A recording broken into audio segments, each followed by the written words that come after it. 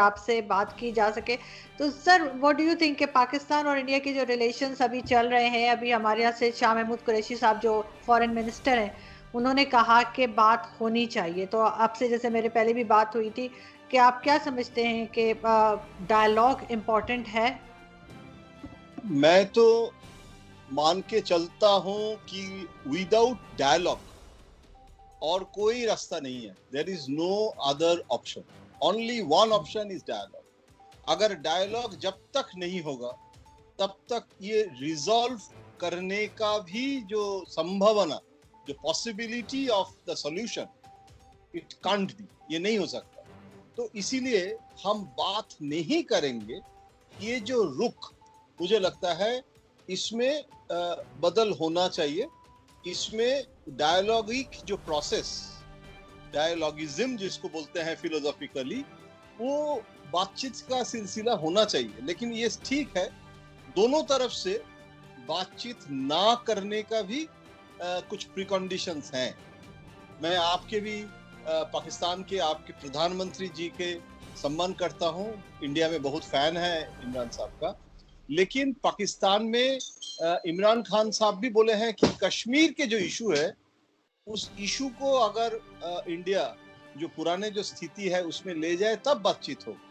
ये देश के प्रधानमंत्री जी भी बोले हैं। और हमारे देश के तरफ से भी ये जो टेरर बंद करना और उसके बाद ही बातचीत होगा, ये जो बहुत पुराना जो स्टैंड है, ये भी इसमें भी कोई परिवर्तन दिखाई नहीं दे रहा है। तो अपैरेंटली वो दोनों साइड से, ऑल्दो जैसे आपने बताया कि सीनियर मिनिस्टर ने बोले हैं, और सबसे बड़ी बात है आर्मी के तरफ से भी, पाकिस्तान आर्मी के तरफ से भी बार बार अभी डायलॉग के बारे में कम से कम ऑन रिकॉर्ड एक वर्जन हमें मिल रहा है इंडिया में कि Pakistan army is also ready for talk. Rather ये परसेप्शन है, हो सकता है गलत है, हो सकता है सही है, कि पाकिस्तान आर्मी बोल रहे हैं लेकिन इमरान साहब नहीं उतना जोर से नहीं बोल रहे हैं। इससे it can be a completely wrong perception. मैं तो हिंदुस्तान में जो मीडिया में और सिविल सोसाइटी में जो परसेप्शन है उसका बात कर रहा हूँ।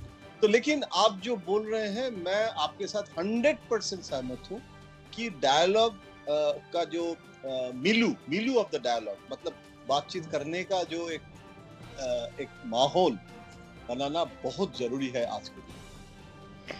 सर, आप जैसे as a senior journalist, what do you think कि पहले भी बहुत बार ये बात हुई है और बहुत पाकिस्तान की कई गवर्नमेंट्स ने कोशिश भी की कि डायलॉग पर आ जाए, बात हो जाए। कश्मीर का इशू भी जो है वो टेबल टॉक के ज़रिए जो है उन्होंने कोशिश की कि सॉल्व किया जाए, लेकिन नहीं हो पाया। तो आप क्या समझते हैं कि पाकिस्तान ने कहाँ कहाँ पर गलती की जो पाकिस्तान को नहीं करनी चाहिए थी, या अब ख्याल करना चाहिए, और कहाँ भारत से कोई गलती हुई आपके हिसाब से? देखिए, इसमें ये ऐसे एक सवाल आपने किए हैं, it's very close to my heart issue.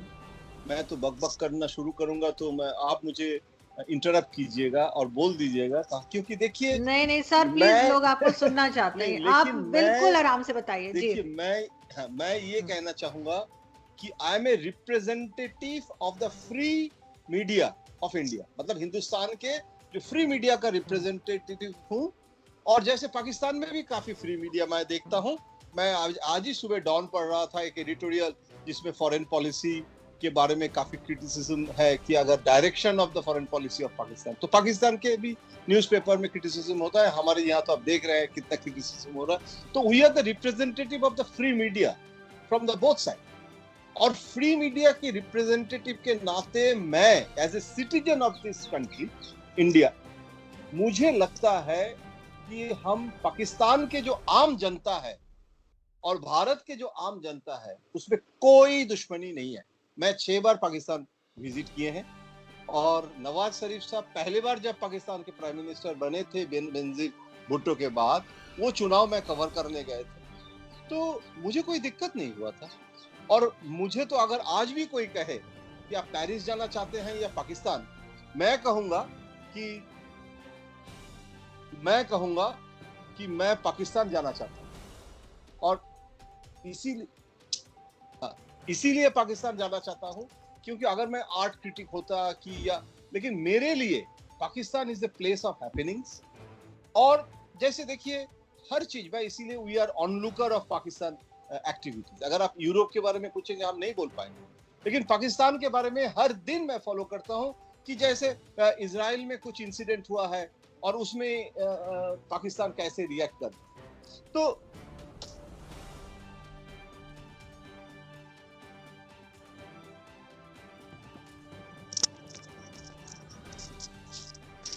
Ji sir, आप कुछ बता रहे थे। मैं जो कह रहे थे कि हम लोग पाकिस्तान को बारे में दिलचस्पी रखते हैं और हर दिन हम लोग ऑनलुकर है, और मुझे लगता है कि as a independent media representative मैं कोई स्टेट, राष्ट्र जो है स्टेट का व्यू नहीं बता रहा हूँ। मुझे लगता है कि इसी समय जब आपका एडवर्स सिचुएशन है, उसी समय तो बातचीत करना ज्यादा जरूरी है। जब नॉर्मल पीसफुल टाइम में हम लोग दोस्ती की बात करने से कोई जरूरत नहीं होता है, क्योंकि दोस्ती तो है ही।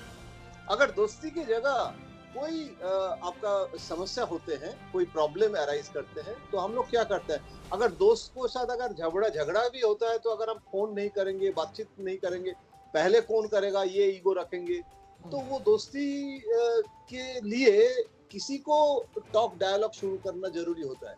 और भारत बहुत बड़ा कंट्री है, आबादी बहुत ज्यादा है, रिस्पॉन्सिबिलिटी है, और अभी जो जियो स्ट्रेटेजिक पोजीशन है, मुझे लगता है अभी शुरू करना चाहिए। समस्या है कि देखिए, वाजपेयी जी के समय उस दिन हम गए थे लाहौर में, और वाजपेयी जी ने उस दिन बहुत अच्छा लगा था, बार बार मुझे याद आता है एक सेंटेंस कि भूगोल और इतिहास, मतलब you can not change the history, क्योंकि वो तो आपका बैगेज ऑफ हिस्ट्री है ही, लेकिन आप भूगोल नहीं बदल सकते हैं, लेकिन इतिहास बदल सकते हैं।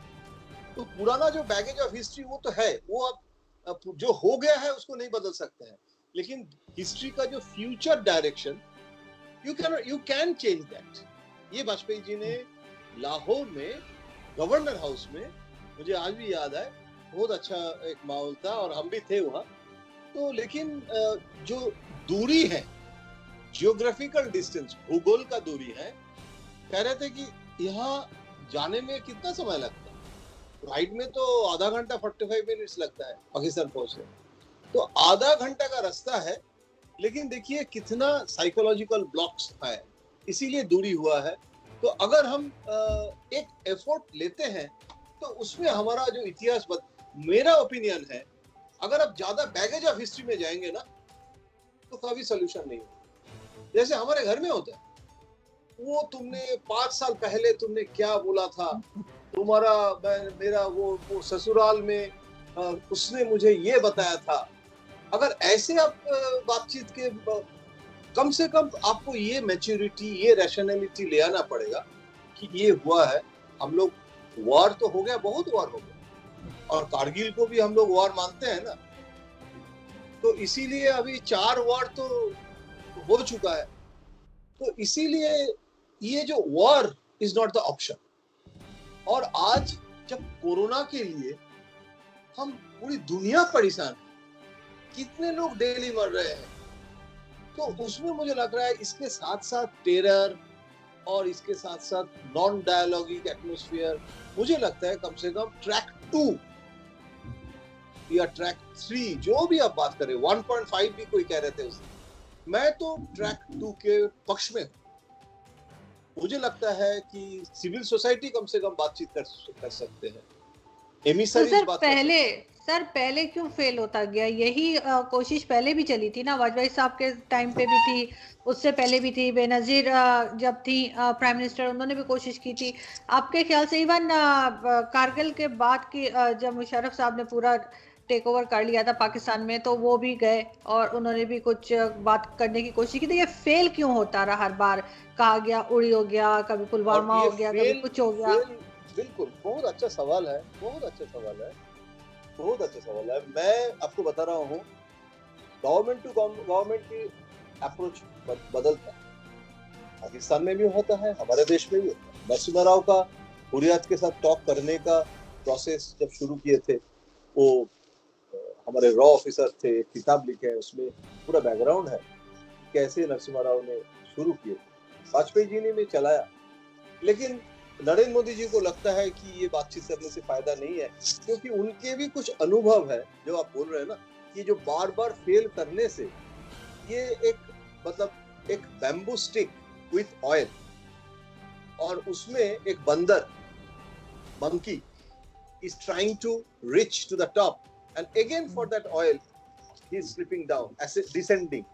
तो मोदी जी को लगता है कि ये बार बार डिसेंड करने से अच्छा है कि फिलहाल बंद करके ही रखो. तो गवर्नमेंट टू गवर्नमेंट अप्रोच, और पहली बार हमारे देश में ये हुआ है कि in spite of so many demand pressure, even post जो 370 का एबोलिशन का जो डिसीजन, उसके बाद भी global pressure different, Modi ji अभी तक उनके जो स्टैंड है कि जो बार बार फेल करते जब है, तो हमको इसको प्रायोरिटी लिस्ट से ही बाहर करो.